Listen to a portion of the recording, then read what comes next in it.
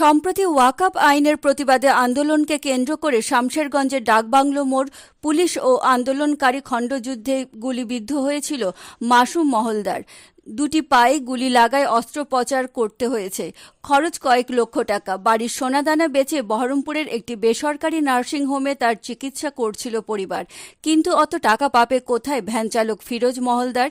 খবর পেয়ে সাগরদিঘির বিধায়ক বাইরন বিশ্বাস মা বাবাকে ডেকে পাঠান। সোমবার তাঁদের হাতে 1 লক্ষ টাকা তুলে দিলেন। এভাবে সাহায্য পেয়ে যারপন্নায় খুশি মাসুমের মা ও বাবা। তারা দোয়া করলেন মানবিক বিধায়কের জন্য। আর বাইরন বললেন, এটা কোনো আনন্দের খবর নয়, রক্তে রয়েছে। বাবাকে দেখে শিখেছি।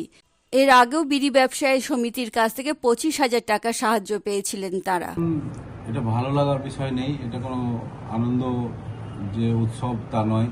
এটা এখানে যে একটা অকল্পনীয় ঘটনা, যেটা আমাদের শান্তপ্রিয় জায়গা ধুলিয়ান। কোনোদিন আমরা এই জায়গা নিয়ে গর্ববোধ করেছি যে আমাদের সব জায়গায় পশ্চিমবাংলা হতে পারে, কিংবা কোনোদিন ধুলিয়ানে হবে না, এরকম আমাদের একটা মিল মহব্বত ছিল সবার মধ্যে, বা সেটা পুনরায় আবার আমরা ফিরেও পেয়েছি এখন।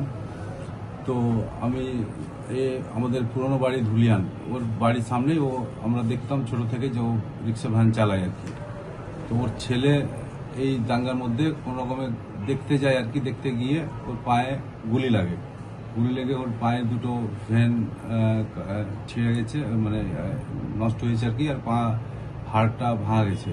তো যাই হোক, ট্রিটমেন্ট চলছে। ডক্টর কথা দিয়েছে যে ঠিক হয়ে যাবে, কিন্তু অনেক খরচা আছে।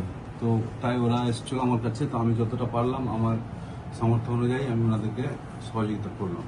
দেখুন, এটা আমাদের ব্লাডেই আছে। আমরা থাকতে পারি না এরকম কোনো দুর্ঘটনা ঘটলে। আমরা বন্যা হোক বা হিন্দু মুসলিমের রাইট হোক বা যে কোনো ধরনের গঙ্গা ভাঙন হোক, যে কোনো সমস্যা হলে আমরা আমাদের সামর্থ্য অনুযায়ী, আমার আব্বা যাকে দেখে এসেছি উনি সবসময় হেল্প করেন, পাশে থাকেন।